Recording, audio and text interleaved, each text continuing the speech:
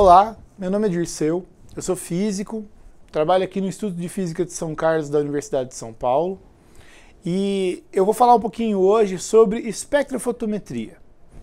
A espectrofotometria ela é a parte da ótica que vai utilizar as diferentes possibilidades de luz que a gente tem, ou seja, os diferentes comprimentos de onda ou as diferentes frequências de luz para poder entender aspectos da matéria. Então a gente usa a interação da luz com esses materiais e a partir dessa interação a gente tira informação deles. Existem alguns processos que são muito importantes, mas o processo mais importante é a absorção. Por quê? Porque quando a luz interage com a matéria, ela tem essencialmente duas formas de fazer isso. Ela vai, quando a luz atinge a matéria, bom, a luz é uma onda eletromagnética, né? Sendo uma onda eletromagnética, ela tem campos elétricos e magnéticos, ela interage com as cargas elétricas do material e ao fazer isso ela pode incorporar a energia que ela estava carregando nesse material, por exemplo, através de uma transição eletrônica, que é o caso principalmente desses processos que a gente vai discutir hoje, ou ela pode interagir com aqueles campos elétricos e seguir o caminho dela. No caso, a maior parte dos fenômenos eles estão relacionados com a absorção, que é essa incorporação da energia. Então eu vou falar um pouquinho dele. E vocês estão vendo aí no slide que eu estou falando de absorção e transmissão óptica. Por quê? Porque esses dois processos estão profundamente relacionados. Bom, o que é a tal da absorção? Quando eu tenho uma cubeta é um dispositivo onde você consegue colocar o material, geralmente o material é uma amostra líquida, né? E aí você consegue atravessar a luz por esse material. Então você consegue jogar uma determinada quantidade de luz, essa luz atravessa o material e sai do outro lado. Não, vocês estão vendo que não sai tudo. Ó. I0 aqui é intensidade ou irradiância. No caso eu vou falar intensidade porque eu estou falando da quantidade de luz, né? A irradiância zero ou a intensidade zero, a intensidade inicial. E depois que atravessa um caminho de tamanho x, eu tenho uma intensidade final, que eu estou chamando de Ix, porque é a intensidade depois que atravessou esse caminho x. Eu botei uma molécula aqui, né, só para representar a substância que está aqui. E o que acontece nesse caminho? A luz interagiu com esse material e parte da energia ela não vai chegar do outro lado. Por quê? Porque ela foi absorvida por essas moléculas. Bom, o que a transmissão tem a ver com essa história? A transmissão é exatamente a proporção entre a luz que saiu e a luz que entrou. Então a luz depois de percorrer o caminho x dividido pela luz que entrou, certo? Isso é o que a gente chama de transmissão, tá? E o percentual de transmissão vai ser essa proporção vezes 100%, beleza? Tá. E a absorção é aquilo que ficou da transmissão. Para a gente determinar esse parâmetro de absorção, a gente tem algumas formas. Quando o material ele é essencialmente absorvedor, ou seja, a absorção é o processo mais importante que está acontecendo nas moléculas, a gente vai ter uma lei chamada lei de Beer-Lambert. Essa lei de Beer-Lambert ela é vamos dizer assim, uma razão matemática que diz para a gente o quanto eu estou perdendo da luz no material, quanto está sendo absorvido. Né? Então, ela é uma exponencial, vocês conseguem ver aqui, né, que a expressão ela dá a proporção entre a luz que saiu e a luz que entrou, e essa proporção é dada por uma exponencial negativa. Então essa curva que vocês estão vendo aqui representa a intensidade em função da distância percorrida, né? E a curva vai ser um decaimento. Então a lei de Beer-Lambert fala que esses decaimentos de absorção são essencialmente exponenciais. Tá. E aí, esse A aqui ele vai dizer qual é a taxa de decaimento dessa função. Ele diz o quanto que essa função é inclinada, o quanto que ela é quase caindo reta aqui e seguindo em frente, ou o quanto ela é mais suave e vai se aproximando, não chega, mas vai se aproximando cada vez mais de uma coisa mais próxima de uma reta aqui, certo? Tá. Bom, esse valor A, a gente chama ele de absorbância. A absorbância ela é a característica do material que está promovendo a absorção. Por exemplo, aquela substância que eu tenho ali dentro da cubeta. Então, a absorbância, ela basicamente ela vai relacionar o caminho percorrido e essa característica intrínseca de absorção. Então aqui eu representei pela letra Mi, a letra grega Mi, e a letra X, né? O X é o caminho óptico, quer dizer, é o caminho em linha reta que a luz percorre ao longo desse processo. E o Mi é o coeficiente efetivo de absorção, quer dizer, ele diz o quanto de fato é absorvido. Aí vocês estão vendo que eu também representei com outras letras aqui, né? Por quê? Porque esse Mi aqui, ele vai estar relacionado com a concentração do material, né? Então, se eu tenho uma quantidade de moléculas que está mais diluída ou mais concentrada, isso afeta a absorção, porque eu vou ter mais partículas para absorver a luz no caminho dela. E uma característica que é natural de cada molécula, de cada material, que é esse coeficiente de absortividade molar, que está relacionado com o que a gente chama de seção de choque. Seção de choque, ela é um parâmetro que diz o quanto que o quanto que aquela molécula consegue interagir com uma determinada radiação. Então, seções de choque maiores vão gerar maior interação, seções de choque menores vão gerar menor interação. E ela é molar porque ela depende da quantidade de moléculas. Então, no caso, ela está dizendo para 1 mol quanto que é essa interação. Então, o Mi, o coeficiente de absorção, ele é dado por esse coeficiente de absortividade, que depende da concentração, e pela concentração em termos de molaridade. Então é assim que eu defino essa tal dessa absorbância, que vai me dizer o quanto que um material absorve luz. Aí vocês estão vendo que eu mudei o nome aqui só, né? Atenuação. Por quê? Eu falei para vocês que a lei de Beer-Lambert, ela tem a ver com materiais essencialmente absorvedores. Mas a vida real, ela não é perfeita. Você não tem um material que vai ser perfeitamente absorvedor com zero capacidade de outros tipos de interação. Lembra que eu falei que a luz pode interagir com o material e só mudar o caminho dela? Porque ela não foi absorvida? Então, aqui vocês estão vendo que eu coloquei dois Mi's, né? O Mi-A, de absorção, e um Mi-S, que é de scattering, que é do inglês de espalhamento. Então, o coeficiente de atenuação ele associa a absorção e o espalhamento. Só que quando você faz a medida, bom, eu estou jogando luz, ela está entrando no material e está saindo. Se for absorvido, fica fácil de entender o que está acontecendo, né? A luz está ficando lá dentro, então ela não chega do outro lado. Mas se for espalhado, essa luz ela muda de direção. Então, em vez de ela vir na direção do detetor, ela vai sair aqui para o lado, ela vai sair num outro ângulo. E eu não detecto uma luz que não é absorvida, mas que é espalhada. Então, quando eu tenho um material que é essencialmente absorvedor, mas que tem um pouco de espalhamento, esse coeficiente Mi vai determinar a atenuação, ou seja, que é o quanto que atenua a luz, o quanto que amortece a luz que eu estou observando no final. E aí eu tenho que conhecer meu material. Se ele for muito espalhador, eu não posso mais usar a lei de Beer-Lambert dessa forma, porque aí eu tenho outros processos que estão acontecendo e essa quantidade de luz espalhada, ela vai distorcer muito a minha informação se eu considerar que é tudo atenuação ali, né? Então aí eu preciso conhecer meu material. Mas em caso de materiais que têm atenuação e que tem um pouco de bastante absorção e um pouco de espalhamento, eu vou ter uma atenuação e posso medir da mesma forma. A relação entre a absorção e a transmissão fica fácil de a gente enxergar se eu olhar dessa forma aqui, ó. Do mesmo jeito, a gente tem aqui ó, a luz que saiu, a luz que entrou e a relação com a absorção, certo?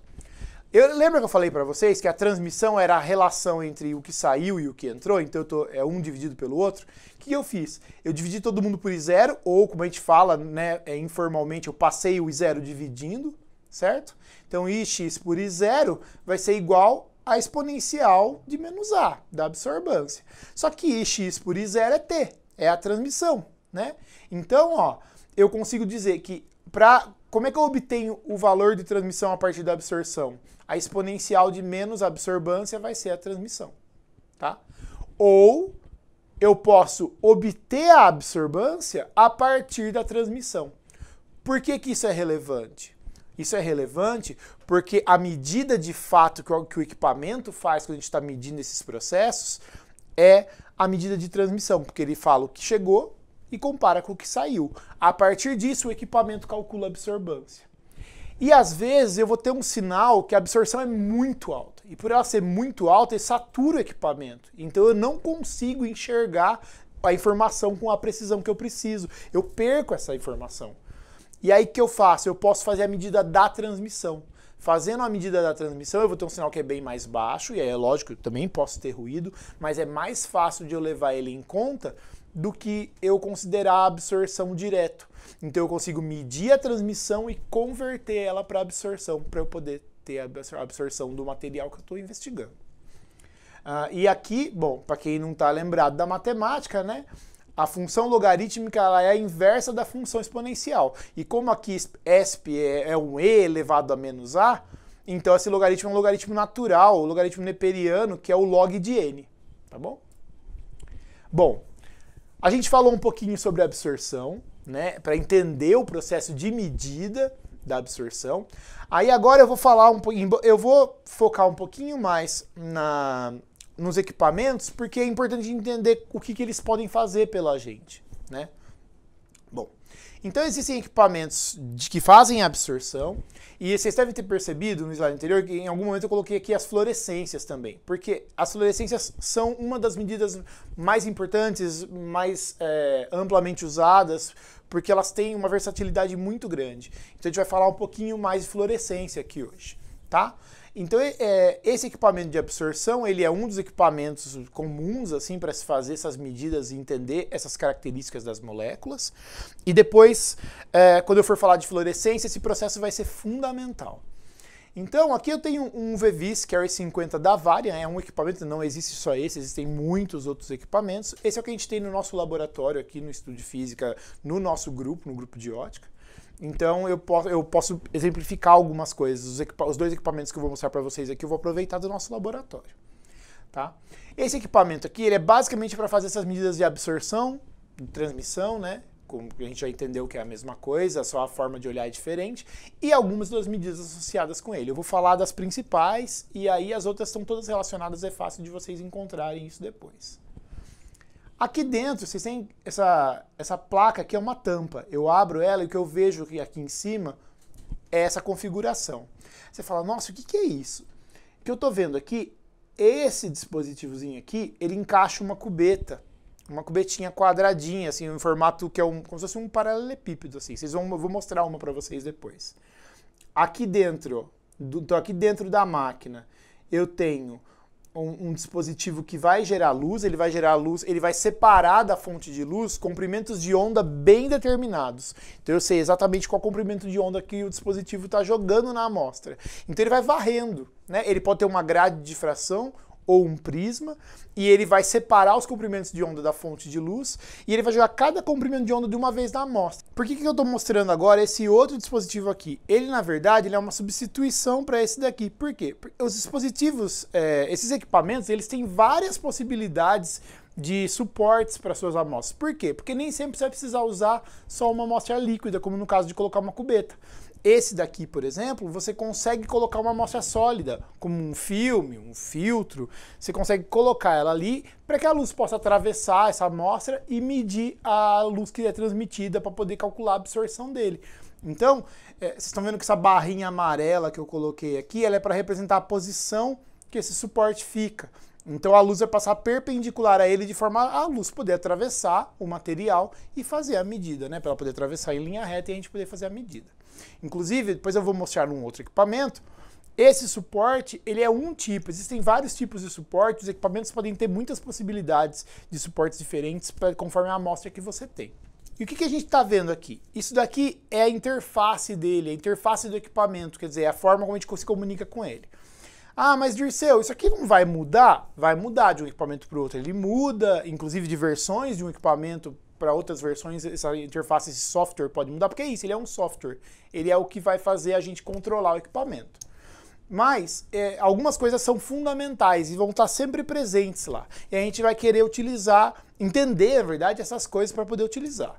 Então aí vocês vão ver que tem, né, a interface para ligar e desligar. A medida, obviamente, você consegue fazer o zero, quer dizer, você consegue fazer uma calibração de acordo com o ruído e o tipo de luz, a quantidade de luz que você tem no ambiente, que pode atrapalhar um pouco a medida. Você consegue tirar uma linha de base, que é uma forma de reduzir o ruído ou cortar um sinal que você não quer. Mas tem algumas características aqui que vão estar sempre presentes.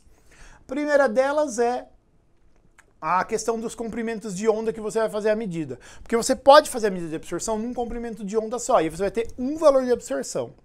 Mas você pode também fazer um espectro. Então você vai varrer ele de um comprimento de onda até o outro. Lembra que eu falei que o equipamento vai varrendo os comprimentos de onda, ele vai mudando de um por um? E o espectro é isso. Ele nada mais é do que um gráfico que mostra pra gente os valores de absorção em cada ponto. E aí vocês devem estar achando curioso, porque ele começa no 800 e vai até o 200. Mas é porque ele vai das menores energias para as maiores energias. Então, se a gente lembrar, a energia do fóton ela é inversamente proporcional ao comprimento de onda. Então, eu estou indo dos maiores comprimentos de onda para os menores. Essa é a forma como o equipamento é convencionado para funcionar. E muitos deles vão funcionar assim. Aqui embaixo a gente tem uma função que nem sempre vai estar ligada, mas que é o modo de ciclo. Né? Esse cycle mode, o modo de ciclo, é para quando você quer fazer medidas na sequência. Então você pode programar ele para fazer uma medida a cada tantos minutos por tantas horas. É uma forma de facilitar a sua vida quando você está monitorando um processo, porque às vezes você tem uma substância que está reagindo, você tem um micro-organismo que está crescendo, e você quer usar essa informação, você quer saber como isso modifica a sua absorção. Então você pode fazer esse monitoramento. O de baixo aqui é o controle de escaneamento, de varredura. O que é esse controle? Vocês estão vendo que tem uns botõezinhos com umas pessoinhas que vão mudando, como se fosse cada vez mais rápido? Ele fala do tempo que você leva para fazer a medida. Esse tempo, ele é fundamental porque ele interfere também na qualidade da informação. Quanto mais rápido eu varrer, menos tempo dura a minha medida. Só que quanto mais rápido eu varrer, mais ruído eu tenho, menos precisão na medida eu vou ter. Então, quando eu vou mudando aqui, ele fala quantos nanômetros por minuto ele varre. Então, se você colocar no survey, que é o modo, tipo, que seria a velocidade quase que tempo real, ele mede muito rapidinho, com muito pouca precisão. Se você vai baixando a velocidade, ele vai medindo com mais precisão, você tem informações melhores, você consegue ver pontos melhores dos espectros, e isso facilita a sua capacidade, facilita não, isso melhora, na verdade, a sua capacidade de tirar informação do seu material, só que aumenta o ruído. Então, se você tiver muito ruído no seu sinal, você talvez tenha problema para interpretar, e esse balanço você tem que fazer de acordo com o tempo que você tem e com a qualidade de sinal que você precisa. Por exemplo, no modo de ciclo, não adianta você fazer uma medida que leva 2 minutos se você tiver que fazer uma coleta de 1 em 1 minuto, né? Então você tem que levar isso em conta também. E esse caso aqui, esse aqui ele indica o modo de medida que a gente vai fazer. Então, eu tenho várias opções aqui. Existem muitas formas de você fazer a medida, mas tem algumas que são mais fundamentais e eu vou comentar delas. Aí vocês estão vendo aqui que tem um ABS, percentual de T, percentual de R, percentual de R absoluto, absortividade, assim por diante. Eu indiquei esses três porque são os mais relevantes para a gente. O ABS é a medida da absorção, que já dá a medida direta daquele valor, né, do μ vezes x, que é o valor que a gente tem. Ele sabe que a cubeta tem um tamanho, que no caso é 10 milímetros, né, e ele considera que para aquele tamanho, para aqueles 10 milímetros, vai ter aquele valor de absorção. O percentual de transmissão é a medida mais pura, mais fundamental. Lembra que eu falei no começo? Você pega o valor que chegou de luz, divide pelo valor que saiu. Se você multiplicar isso por percentual, você tem o percentual de transmissão. Então, essa é a medida mais crua, vamos dizer assim. A partir dela é que o equipamento faz, por exemplo, a absorção e te dá já o valor.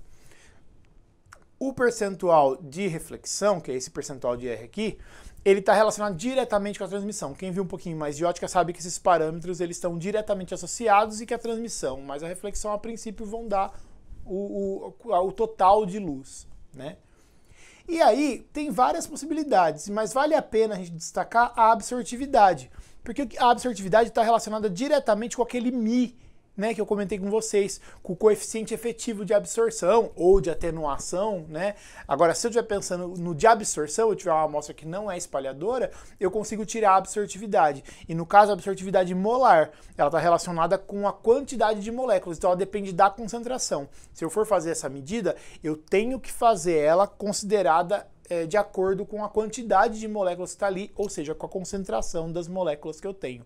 Pode ser um micro-organismo, pode ser uma molécula fluorescente, pode ser qualquer material que você tenha interesse de avaliar. Bom, Agora que a gente entende um pouco melhor como é que funciona uma medida de absorção, já que ela é fundamental para fazer uma medida, por exemplo, de fluorescência num espectrofluorímetro, agora eu vou falar um pouquinho mais do espectrofluorímetro, porque ele dá outros tipos de informação interessante para a gente. Esse equipamento que a gente tem no nosso laboratório é o Carrier Eclipse, que é um espectrofotômetro de fluorescência Carrier Eclipse, da empresa Agilent. E esse dispositivo aqui, ele tem algumas funções parecidas, né? Na verdade, a interface dele é muito parecida com o equipamento anterior, só que ele faz muitas outras formas de medida. Mas ele é focado nas medidas de fluorescência. O que é fluorescência? Só para a gente lembrar. Fluorescência é um processo, eu não vou entrar em muitos detalhes, mas de maneira simples, a luz ela interage com o material, ela é absorvida, e depois ela é reemitida. Só que quando ela é reemitida, uma parte da energia se perdeu por meios vibracionais na molécula. Então a molécula ela perde um pouquinho dessa energia de outras formas que não emitindo luz, e aí libera a luz. E essa luz que foi emitida, esse processo é o processo geral de luminescência. Quando esse processo acontece entre estados permitidos, ou seja, ele vai acontecer de forma muito rápida. E dessa forma, eu vou ter emissões quase que instantâneas, são tempos muito pequenos, né? Jogou a luz, praticamente eu já tenho a resposta.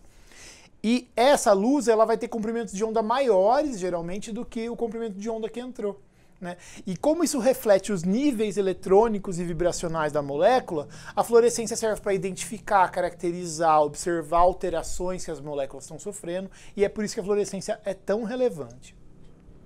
Vocês devem estar percebendo que aqui dentro do equipamento eu tenho uma diferença importante com relação ao que eu estava vendo antes. Vocês estão vendo que a janela, agora eu tenho uma janela aqui e uma outra em 90 graus? E isso é fundamental no caso da fluorescência, isso é muito importante. Por quê?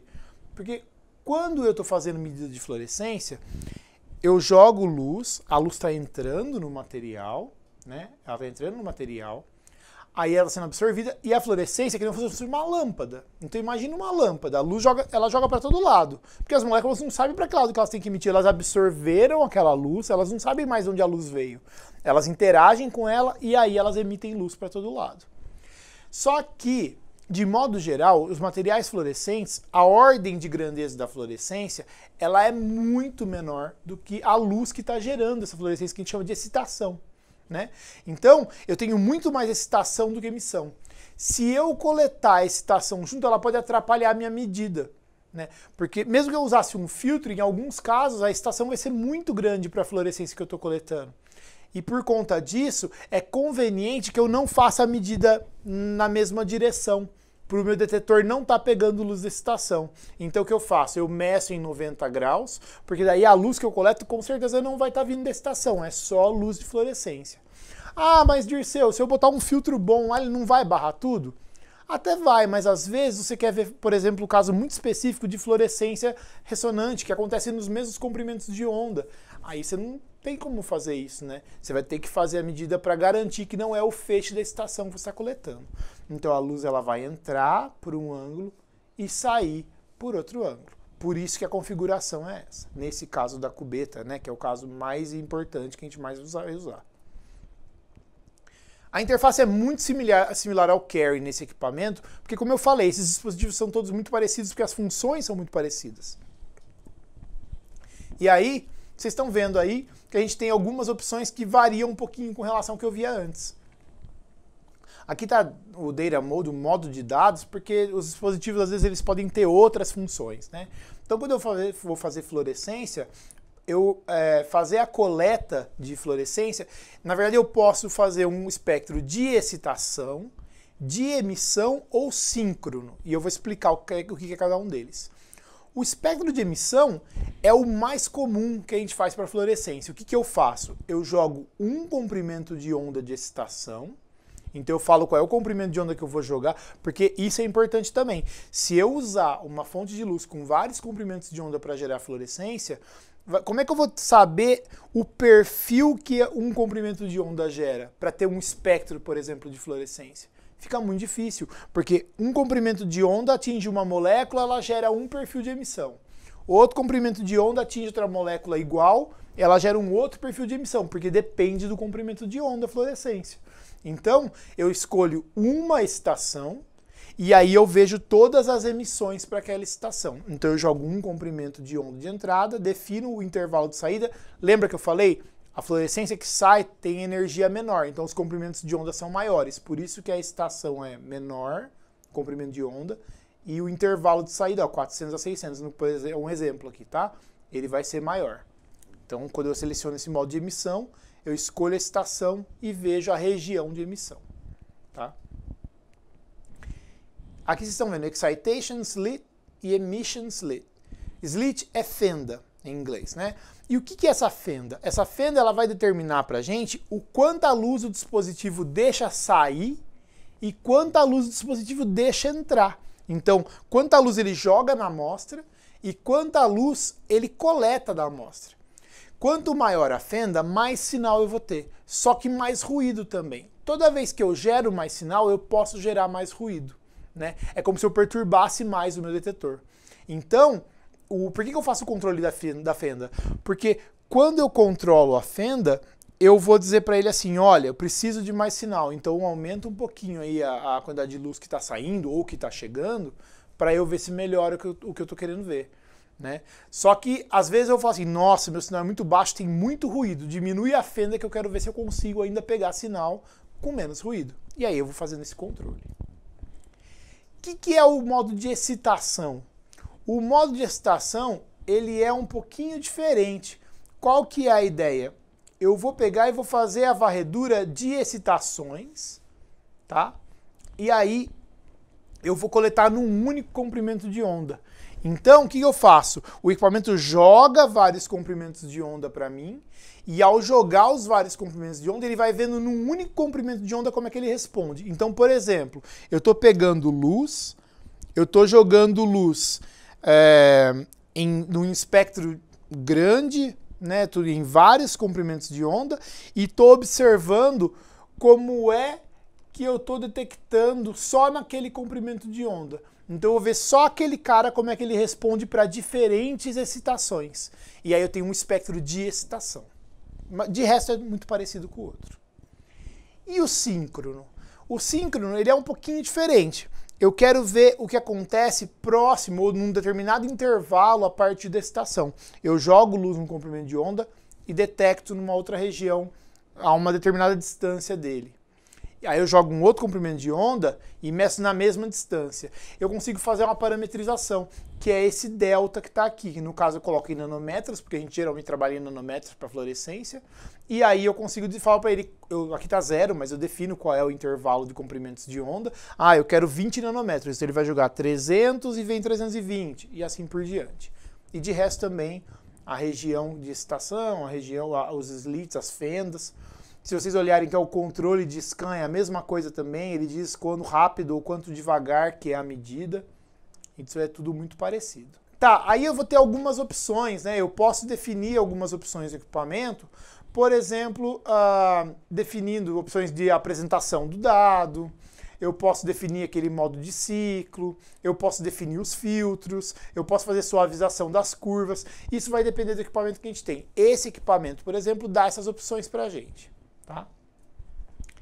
Porque eu coloquei essa imagem aqui só para exemplificar. Existem vários softwares, porque dependendo do que você vai fazer, você precisa de um software específico para ele.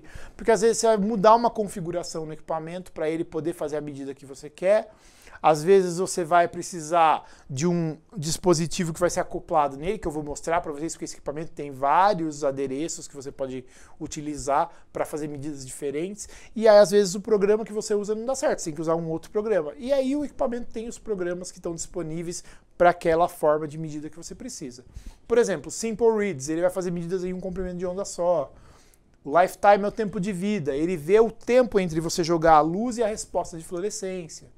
Ele faz cinética. O que é cinética? Você observa o comportamento ao longo do tempo de alguma coisa. Por exemplo, o quanto que uma substância está sendo formada ou degradada. Mede concentração e assim por diante. Aqui, ó, só para exemplificar, esse aqui é a interface de cinética. É muito parecido, tá vendo? Definir o modo de fluorescência. Aí eu posso, como é cinética, eu posso escolher também o modo de muitos comprimentos de onda, defino a excitação, falo da fenda, posso definir uma questão de coleta de tempo. Na verdade, nesse caso eu preciso, porque eu estou falando de cinética, então eu quero ver uma coisa que começa num momento, como é que ela está daqui a pouco e um pouco depois, então eu quero ver no tempo. E aí eu tenho que definir nesse caso, ele já é feito para você fazer isso. Você fala, olha, é uma coleta simples, só define o intervalo e faz. Não, é uma coleta mais avançada, eu tenho que dizer para ele como que é o estagiamento disso, quer dizer, como que eu vou pegar cada ponto. E aí você vai controlando essas coisas. Bom, agora eu vou mostrar para vocês um pouquinho dos aparatos, dos dispositivos, dos acessórios que esses equipamentos podem ter. Esse equipamento tem muitos acessórios, muitas possibilidades de acessórios. Nós temos algumas no laboratório e eu vou mostrar elas para vocês. Né? Esse aqui, por exemplo, é a sonda de amostra sólida de fluorescência. Então, eu vou usar um equipamento que usa fibra ótica. Por que eu faço isso? Porque daí eu consigo jogar a luz através da fibra ótica, coletar a luz através da fibra ótica, então eu consigo posicionar ela no meu material. Então eu ponho em cima do material e faço a medida ponto a ponto, por exemplo. E isso é que é interessante. Eu também posso fazer fora do equipamento. Eu posso tirar a fibra, colocar ela num outro lugar, fazer a medida e ele joga no equipamento. Então isso que vocês estão vendo aqui dentro, vocês vão estar bem diferente daquela configuração que vocês viram inicialmente, né? Essa configuração, a gente muda esse módulo aqui de dentro. Então ele tem os acopladores da fibra, ó, um vai ser para entrada, outro vai ser para saída. Então esse aqui coleta a luz da estação, esse aqui joga a luz aqui no equipamento. E aí a gente tem uma fibra que junta tudo e essa fibra ela vai sair do equipamento. Ó. Ela sai do equipamento, eu tenho uma sonda. E essa sonda eu posiciono, ó, por exemplo, num tecido biológico. Posso fazer a medida na pele, como está sendo exemplificado aqui. Né? Ou no material, assim por diante. Também é muito parecido com o que eu já mostrei para vocês. Basicamente a configuração a gente já viu, né? Que é a configuração para você poder fazer as medidas de fluorescência em um ou mais comprimentos de onda, utilizando esse dispositivo. Esse dispositivo aqui, na verdade eu não tenho a imagem dele, mas eu troco aquela casca de dentro e eu consigo colocar uma placa dessas de poços. Isso aqui para o pessoal que trabalha com microbiologia é muito importante, porque o que acontece? Eu consigo colocar muitas amostras aqui, identificar cada uma delas de acordo com a posição, e o dispositivo ele vai fazendo a varredura. Então ele vai, por exemplo, essa aqui é a minha referência, eu marco ela. Aí ele fala, tá, eu uso essa de referência e comparo com essa, com essa, com essa, com essa. E ele faz essa varredura ao longo de todo o equipamento, né? Ou melhor, de toda a placa, né? Ele vai fazendo a varredura de um por um, até medir tudo que você tem interesse. Você pode falar assim, ó, eu quero que meça essa e essa, só as três. Ele vai lá e faz também. Então isso ganha muito tempo e garante a precisão da sua medida também. Esse daqui parece a mesma coisa que vocês já viram para fazer a medida de fluorescência, né? Só que esse dispositivo aqui, o jeito que ele é configurado, ele permite que a gente faça a medida com temperatura. Vocês vão ver que o em volta aqui é um pouquinho diferente, olha só. Por quê? Porque eu troco essa casca aqui e eu posso ligar esse dispositivo aqui, que é um acessório com um Peltier. O que é um Peltier? O Peltier ele é um dispositivo que permite fazer a avaliação de temperatura. E ao fazer a avaliação de temperatura, na verdade ele consegue controlar a temperatura. E ao controlar a temperatura a gente consegue fazer variações de temperatura nas amostras.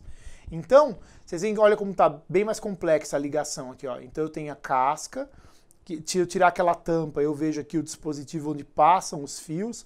Eu tenho um monte de sensores que eu vou ligar e um sensor que vai dentro da amostra, que está a cubeta. Então, ó, a cubetinha vai aqui. E aí eu tenho o sensor que vai lá na amostra. E aí eu consigo monitorar a temperatura da amostra, que para alguns casos vai ser muito importante. E aí, nesse caso, a interface é muito parecida também, só que eu consigo fazer os controles de temperatura a partir daqui. Eu falei para vocês que a gente tinha vários suportes, eu vou mostrar alguns desses suportes aqui para vocês. Então, ó, vejam, esse aqui é muito parecido com o suporte que eu tinha lá no equipamento de absorção. Eu consigo colocar o equipamento aqui, eu prendo ele com essas presilhas, e aí ele vai ficar preso na posição adequada. Vocês devem perceber que ó, o quadrado está aqui e ele está atravessado de lado, diferente do que eu tinha lá no de absorção. Por quê? Porque a luz tem que bater num ângulo e sair no outro para poder ser detectado. Lembra que ele faz a medida em 90 graus? Então, ele com esse ângulo eu consigo fazer isso. E aí existem outros suportes, eu posso nesse suporte prender outras coisas, colocar amostras compactadas com pó, fazer uma janelinha para fazer a medida. Eu tenho muitas formas diferentes de prender as amostras, tem muitas presilhas, muitos tipos de prendedores, vamos dizer assim, para eu garantir que eu ponho a minha amostra, ela vai ficar na posição estável para poder entrar a luz num ângulo, sair no outro e fazer a minha medida adequadamente para amostras sólidas. Esse aqui é uma outra configuração, esse aqui é uma outra, cada um para um formato de material, de filtro, enfim. Eu consigo escolher de acordo com o que é interessante para mim. Esse aqui é mais um deles também, você consegue colocar a amostrinha dentro. Então tem muitas formas de fazer isso. A gente também pode definir um polarizador. Você pode colocar um dispositivo com polarizador, porque em alguns casos você precisa de uma medida de polarização. E ele consegue fazer isso também. Então você acopla aquela célulazinha do polarizador na entrada e na saída. E aí você consegue fazer esse controle também. Puxa, falamos então do equipamento, falamos do que é a absorção, falamos do equipamento de absorção, falamos do equipamento de medida de fluorescência, que é o espectrofluorímetro, e agora eu quero falar um pouquinho das cubetas. Por quê? Porque, como vocês devem ter percebido, as cubetas são a coisa mais importante, porque são o mais comum dos tipos de amostras que a gente usa nesses equipamentos. Então eu quero falar um pouquinho dos cuidados desses dispositivos. Existem 3 tipos principais de cubeta: as cubetas de plástico, as cubetas de vidro óptico e as cubetas de quartzo. Bom, por que eu tenho 3 tipos? Elas têm características diferentes, elas têm custos diferentes e isso é muito importante para a gente quando está no dia a dia, na prática nossa, no laboratório. As cubetas de plástico, elas são utilizadas principalmente no visível. A região que... por que isso? Né? Porque, lembra da gente falando de absorção, de espalhamento? O material da cubeta também absorve luz, ou não, né? Ele pode ou não absorver luz.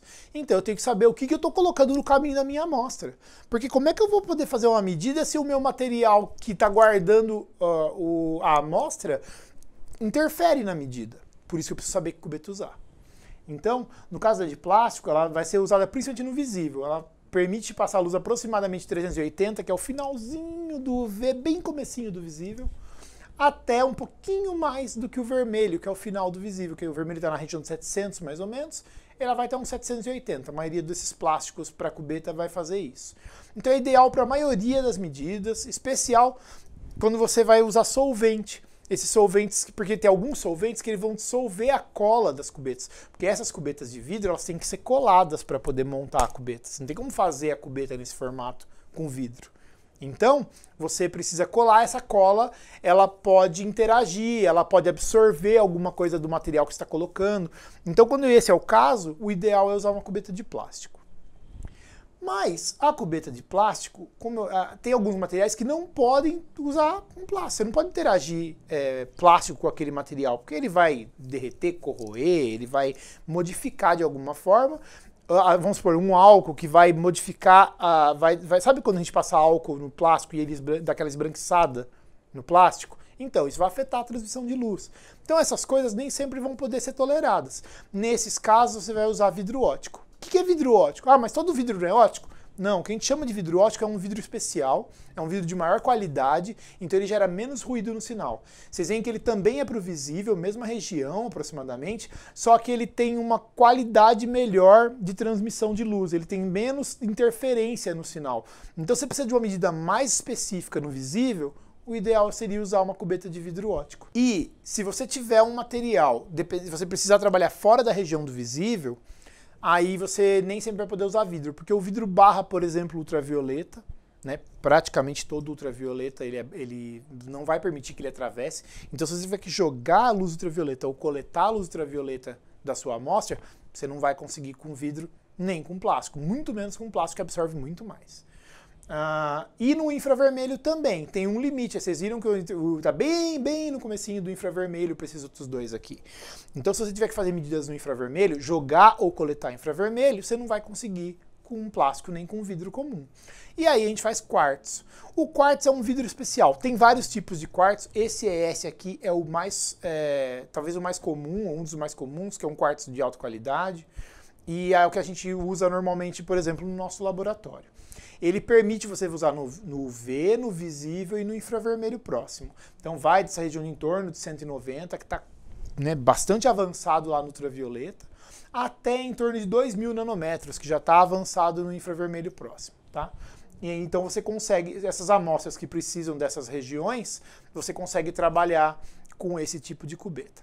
Mas, Dirceu, outra coisa, a cubeta de quartzo, ela também é a precisão dela é ainda melhor do que a do vidro óptico. E aí você pode me perguntar, mas Dirceu, por que eu não uso só a de quartzo? Porque qual é o sentido de eu usar uma cubeta que tem menos precisão se eu tenho uma de mais precisão? O problema é esse aqui, gente, custo. No dia a dia, no laboratório, material de vidro quebra, né? Só que você tem que levar em conta o quanto você vai usar, esses problemas do material em termos de interação com a luz e a questão de custo, né? Então, essas cubetas de plástico, você compra ela de caixa. Você compra muitas cubetas de uma vez e ela sai em torno de R$1 mais ou menos cada uma. Então ela é bem baratinha, ela é útil para a maioria das medidas, é mais conveniente sempre tentar usar de plástico. E a de plástico é descartável também, né? Só que a de plástico, você não precisa usar uma e jogar fora, depende do material, às vezes você aproveita mais. Então sempre faz sentido usar mais a de plástico, né? E principalmente se você não for precisar descartá-la para toda a amostra. Agora, no caso da de vidro óptico, ela já custa bem mais caro do que essa. Então uma cubeta vai sair nessa faixa de, hoje em dia sai na faixa de uns R$60 mais ou menos. Hoje em dia nós estamos em 2021, né? É nessa faixa de preço. Esse valor pode mudar muito porque muitas delas, desses materiais, eles são comprados de fora e aí quando tem importação, o dólar vai determinar o preço, isso pode variar ainda mais, né?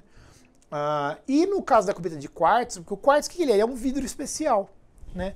É um vidro feito de maneira especial. E por ser um vidro feito de maneira especial, ele custa muito mais caro. Então, é isso, ele vai custar nessa faixa aí, R$300 a R$600 uma cubeta. E caiu, quebrou. Então, você tem que dosar a sua necessidade com o seu recurso e com a possibilidade que você tem. Se eu posso fazer qualquer um, uso o mais barato, que é mais simples, né? Até para economizar os recursos que você tem para fazer pesquisa. Mas se eu preciso de precisão, eu vou para uma outra qualidade de material. Formato. Formato é tudo igual das cubetas? Não é. As cubetas elas podem ter formatos diferentes, porque o que vai mudar no formato da cubeta? Muda o caminho óptico, né? Lembra que lá no começo eu falei para vocês, eu mostrava aquela figurinha da cubeta e mostrava o X? O X é o que a gente chama de caminho óptico, lembra? Eu até escrevi lá. O caminho óptico é o caminho em linha reta que a luz atravessa dentro do material. Se a luz atravessa mais material, ela interage com mais material. Se ela atravessa menos material, ela interage com menos material. Que parece óbvio, mas é muito importante pra gente. Pensa, por exemplo, na neblina. Você acorda de manhã, tá frio, e aí tem aquela neblina. Você olha da janela, você vê a rua da sua casa, mas você não vê o horizonte. Porque tem muito mais partículas num caminho maior, que é a mesma distribuição ali de partículas, mais ou menos, né? Mas daqui até a rua tem menos partículas para atrapalhar a sua visão. Daqui até lá do outro lado da cidade, tem muito mais. Então a luz ela vai interagindo com mais partículas, chega menos luz para você não enxerga nada, né? É mais ou menos assim que acontece. Ou um café ralinho com um café bem denso. Quando você compara os dois, se você tiver um café ralinho, mas em muita quantidade, ele vai ser a mesma coisa que um café denso com menos quantidade. Quer dizer, o caminho que você faz de acordo com a concentração do material vai afetar o que você está vendo. E é por isso que eu tenho formatos diferentes. As cubetas padrão, o caminho do óptico delas é de 10 milímetros. Então é esse formatinho que vocês estão vendo aqui, ó, nessa primeira aqui. Tá? É o formato mais comum, 90% das cubetas que você vai ver na vida vão ser desse jeito aqui, tá? E os equipamentos são geralmente preparados para ela, vocês viram que os suportes geralmente são feitos para ela, né? E aí geralmente estão configurados os equipamentos para essa cubeta. Por padrão, ele já vem fazendo as contas da absorção para um caminho de 10 e assim por diante. Tem algumas que têm um caminho óptico curto, como é o caso dessa daqui, que eu estou mostrando para vocês agora. Vocês veem que o desenho é diferente? Ó, o caminho óptico é só essa parte de dentro aqui. Ó. Então, aqui o caminho é inteiro, ela é uma linha mais fina. Eu vou mostrar um outro desenho, vai ficar melhor ainda. E esse caso aqui é uma cubeta que ela é fininha inteira. Essa aqui é de plástico, então é mais fácil fazer o plástico injetado dessa forma aqui, para ter precisão no caminho. E essa aqui é uma cubeta de quartzo. No caso, essa daqui tem um caminho óptico de 3 milímetros nessa direção aqui.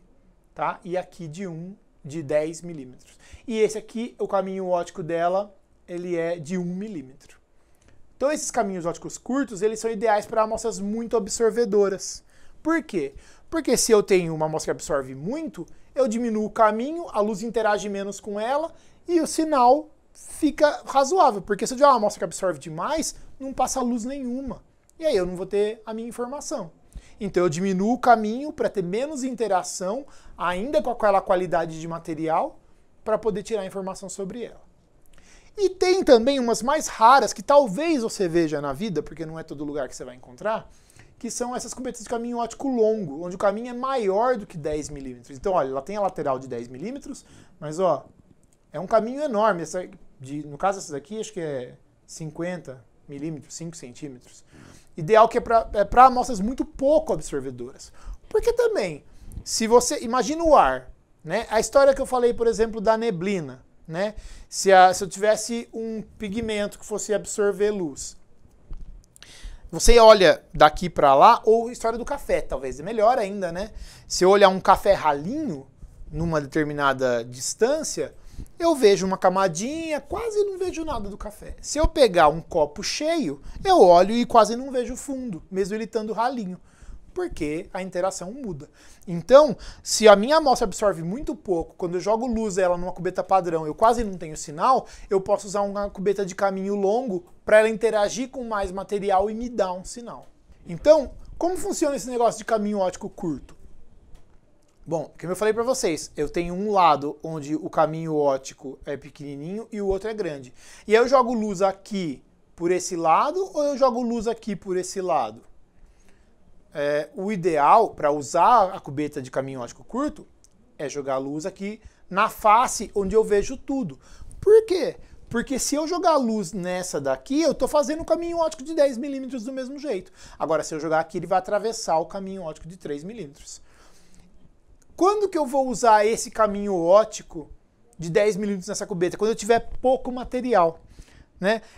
Eu tenho uma amostra que é muito cara ou que é uma amostra muito reduzida e eu quero economizar o material. Eu não quero colocar tudo a cubeta cheia.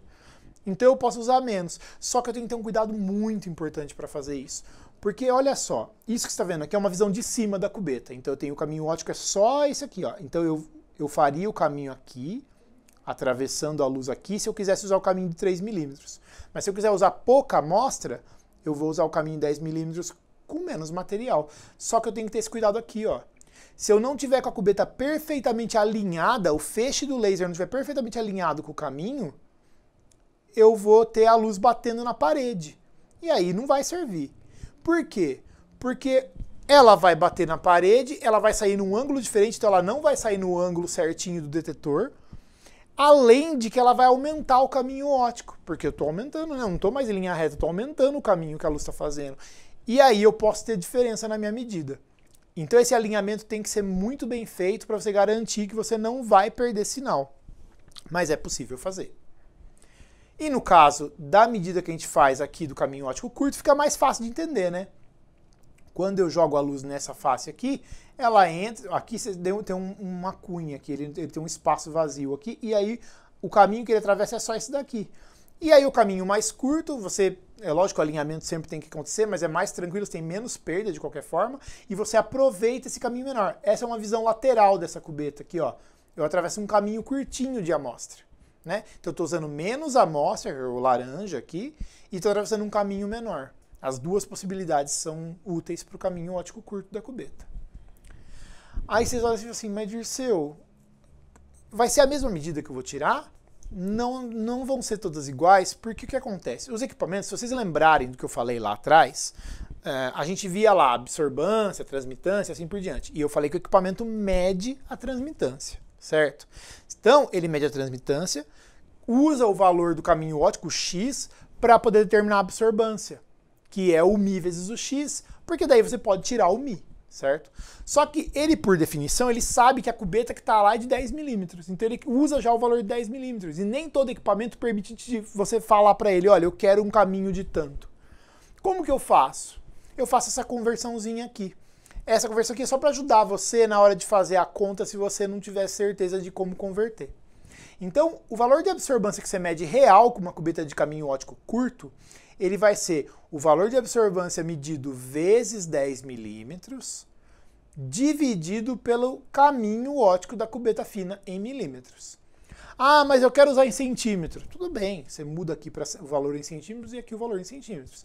Mas, por definição, é mais fácil usar em milímetros, que quase sempre vai ser desse jeito que você vai ter os valores. Então, a absorção medida vezes 10 milímetros dividido pelo caminho óptico em milímetros. Um exemplo, uma cubeta de 1 milímetro, como aquela fininha que eu falei, que é a de quartzo. O valor real vai ser o valor medido vezes 10 dividido por, 10 milímetros dividido por 1 milímetro, que é a largura da cubeta. Então, é 10 vezes o A medido. Ou seja, faz sentido, né? Eu diminuí o caminho óptico 10 vezes de 10 para 1 milímetro, então o valor medido tem que ser 10 vezes menor. Eu tenho que multiplicar ele por 10 para ter o valor real, que é o valor para 10. O valor real com relação ao que o equipamento está medindo. Então, valor medido pelo equipamento, valor real da medida. Cubeta for de 3 milímetros, como aquela que eu mostrei para vocês de plástico, que ela é um pouquinho mais larguinha. O valor real vai ser o valor medido pelo equipamento vezes 10 milímetros dividido por 3 milímetros. Então vai ser 3,333, mas aproximadamente 3,3 vezes o valor medido. E aí assim eu faço a conversão. Por que essa conversão é desse jeito? Por que eu tenho que levar essa conversão desse jeito? Gente, vamos lembrar do que a gente viu. Estou entrando com luz, é o I0, saindo com luz, é o IX. O meu X é D. Então a absorção, nesse caso, a absorbância aqui vai ser o μ vezes x, que no nosso caso é o μ vezes o valor de D, o caminho aqui. Agora vamos olhar o caso da cubeta fina. Luz entrando, luz saindo. Coloquei um x' porque mudou o caminho óptico. Agora o x' é D dividido por 10. E ó, eu estou considerando que está saindo mais luz, porque eu estou interagindo com menos amostra, está saindo mais luz. Legal? Beleza. Então, o valor novo, o valor que eu estou medindo no equipamento, vai ser o μ vezes o valor que é o x', que é o valor novo de caminho aqui. Isso vai ser μ vezes o D sobre 10. Mas quem é o μ vezes D? O μ vezes D não é o A, que é o valor real do que você queria medir?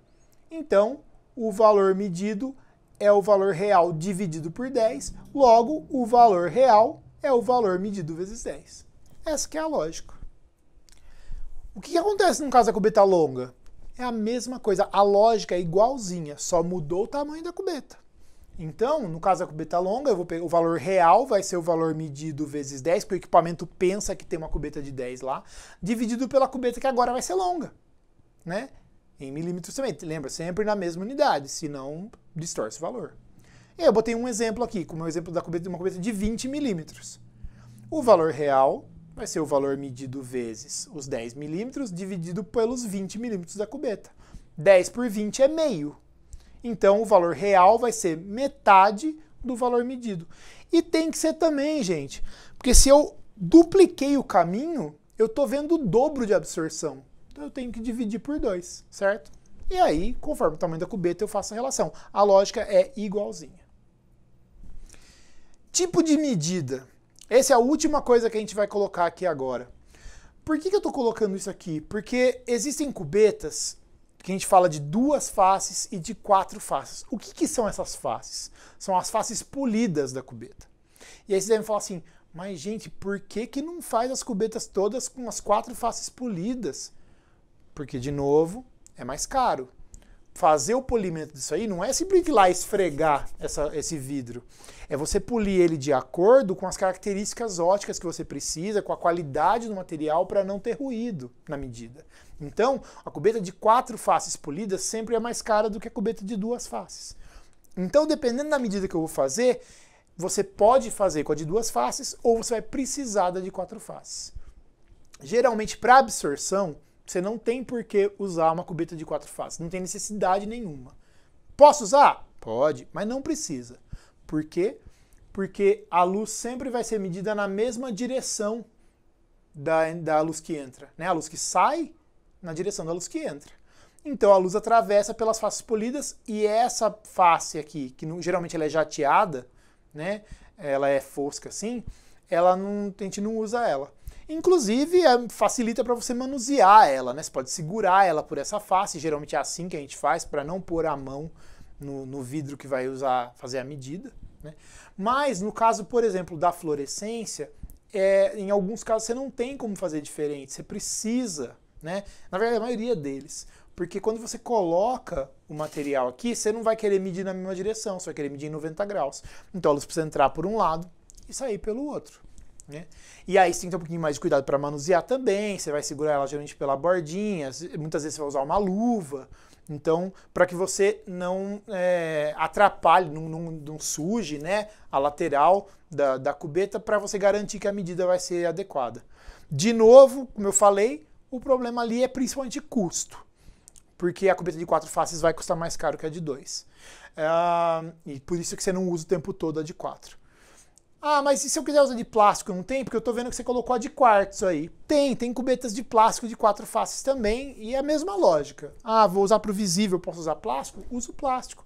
Vou usar, preciso do vidro? Uso vidro. Ah, não, tem que ser quartzo? Uso quartzo. De 2 ou de 4 faces, dependendo do tipo de medida, do tipo de arranjo que eu vou fazer na minha medida. Então, dito isso, a gente conseguiu olhar ao longo da dessa nossa trajetória aqui de hoje, a gente viu o processo de absorção, que é fundamental para esses fenômenos todos.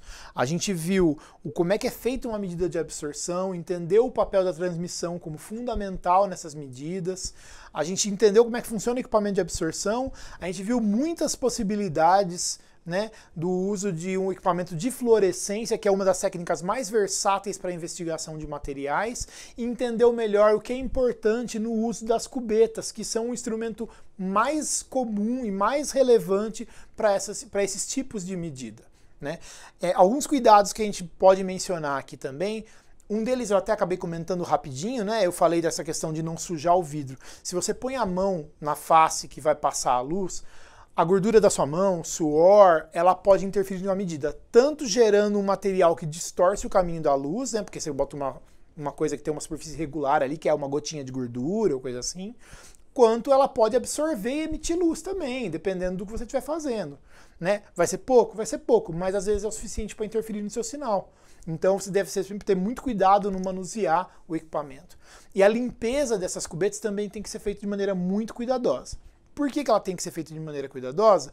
Porque se fica resíduo na cubeta, esse resíduo pode atrapalhar aquilo que você vai medir. Porque se você não limpar ela direito, vai ficar um material lá. Como ele atrapalha? Ele pode absorver e emitir, obviamente, em algum momento, em alguma condição que você não quer, ou mesmo num momento que você não quer. Ele pode interagir com o material que está lá dentro, e aí pode modificar as propriedades ópticas que você está observando. E, em alguns casos, o material pode ficar retido na cola das cubetas de vidro e quartzo, ou ele pode interagir com essas colas e modificá-las de alguma forma, fazendo soltar, né, corroer de alguma forma, ou até fazer sair material da cola e isso interferir de alguma forma na sua medida. Então, esses cuidados, eles são fundamentais.